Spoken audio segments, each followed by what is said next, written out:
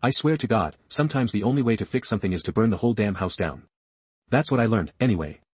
I work in tech support for a moderately successful software company. We're not huge, but we have a dedicated user base and a solid product. Or, we did have a solid product and a solid support team, until Gary showed up. Gary was our new, efficiency and process streamlining manager, a title that immediately set off alarm bells in my head.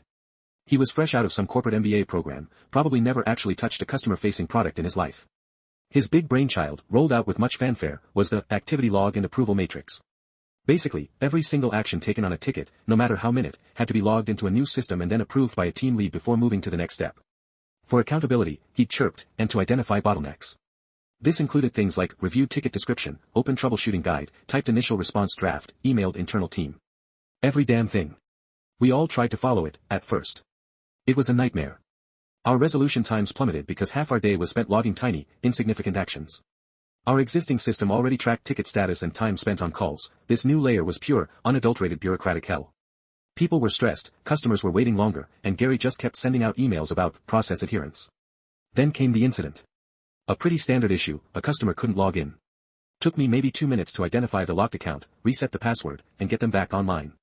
Fast, efficient, happy customer. Except Gary, reviewing my metrics, pulled me into his office.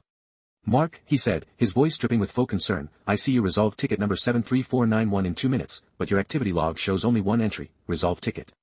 Where are the other steps? Did you open ticket? Did you review account status? Did you initiate password reset?" I stared at him, dumbfounded. "Gary, it was a quick fix. I just went through the standard steps in my head, did them, and resolved it." He leaned forward, adjusting his ridiculously tight tie. "Mark, in your head isn't process adherence. This system is designed to track every step. If it's not logged, it didn't happen. If it didn't happen, it can't be analyzed. If it can't be analyzed, we can't be efficient. Next time, I expect to see every step, logged individually. Failure to do so will result in a formal write-up." That was the spark. A formal write-up for being efficient. For actually helping a customer instead of spending 3 times longer logging non-actions. Fine. If he wanted every single step logged, he was going to get every single step logged. To the atomic level.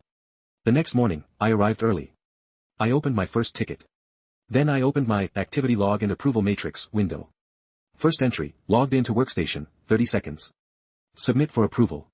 Opened email client, 15 seconds. Submit for approval. Navigated to ticket queue, 10 seconds. Submit for approval. Opened first ticket in queue, number 73492, 20 seconds. Submit for approval. It was glorious in its absurdity. For every query I typed into our internal knowledge base, I logged, typed query, password reset guide, 5 seconds. Submit for approval. For every second I waited for a page to load, waiting for KB article to load, 7 seconds. Submit for approval. If I needed to ask a colleague a quick question in Slack, I logged, initiated internal chat with colleague John Doe, 10 seconds. Submit for approval. Waited for John Doe's response, 45 seconds. Submit for approval. My actual work, the support part, barely moved. My resolution time for tickets skyrocketed into the hours because 95% of the elapsed time was waiting for a damn team lead to approve my open new tab entry. The approval queue for the team leads rapidly became a massive, intractable mountain of utterly pointless micrologs. They couldn't keep up. No one could. Within 2 days, the entire support system was gridlocked. Our phone lines were ringing off the hook, email queues were overflowing, and customers were blowing up Twitter. The activity log and approval matrix wasn't identifying bottlenecks, it was the bottleneck. Every support agent, seeing my example, or just exasperated, had started doing the same. On day 3, the office was a madhouse. Our main manager, Susan, a no-nonsense woman who usually stayed out of Gary's efficiency experiments, stormed onto the floor. Her face was red, practically purple. "Gary. What the hell is going on? Our customer satisfaction scores just hit an all-time low, and the queue is 50 tickets deep." Gary, looking like a deer in headlights, stammered, It's the new process, Susan. They're just not adhering efficiently." Susan walked straight to my desk. "Mark, what exactly are you doing?" I calmly pointed to my screen. "I'm following Gary's directive, Susan. Every single step, logged and awaiting approval. Right now, I'm waiting for team lead approval for typed initial greeting to customer on ticket number 73501. I held up a printout of my activity log for one simple ticket. It was 2 pages long. Gary's face went from purple to pasty white. He saw it. He saw the ridiculous, impossible mountain of steps. He saw how his efficiency had effectively shut down the entire department. Susan just stared at the log, then at Gary. Her voice was dangerously quiet. "Gary, shut down the activity log and approval matrix. Immediately.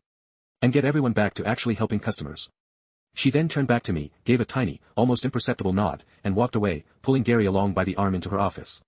By the end of the day, the Matrix was dead. Our old, perfectly functional system was back. Gary was quieter.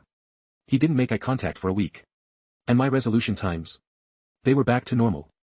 Sometimes you gotta break it to fix it, right? Or am I just a giant asshole for intentionally making things worse?